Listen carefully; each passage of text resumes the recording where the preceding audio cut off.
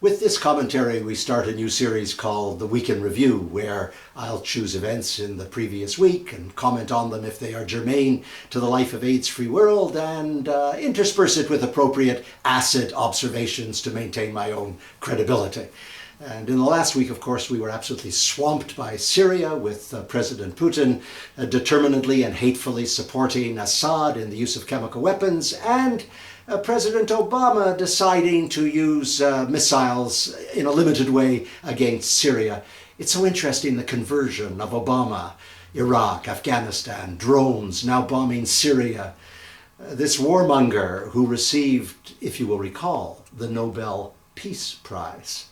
What a farce.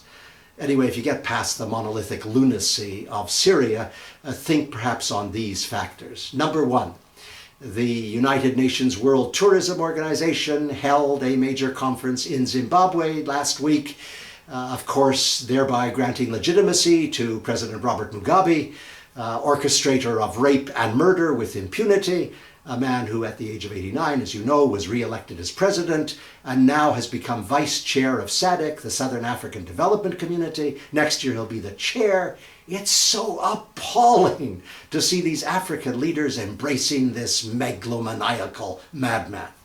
Number two, the country of Uganda has decided not to use pre-exposure prophylaxis in the fight against HIV and AIDS. That's called PrEP. It's the use of antiretroviral drugs to prevent infection for those who are not yet infected, particularly useful in discordant couples where one person is HIV positive and one person is HIV negative. There have been studies showing that PrEP works well, but of course the government of Uganda has decided it will lead to promiscuity. How do you deal with this stupidity?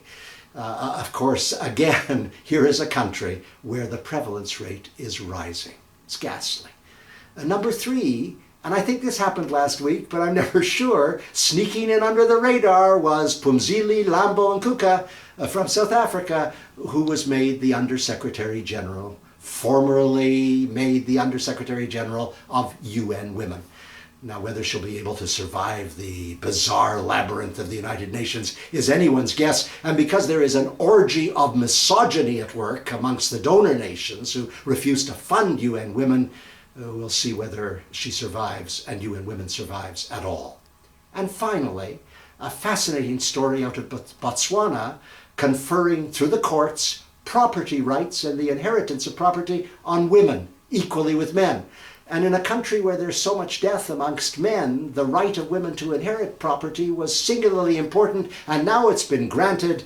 May this river of common sense turn into a torrent of the ending of patriarchy that infests the continent. That was last week. I'm Stephen Lewis.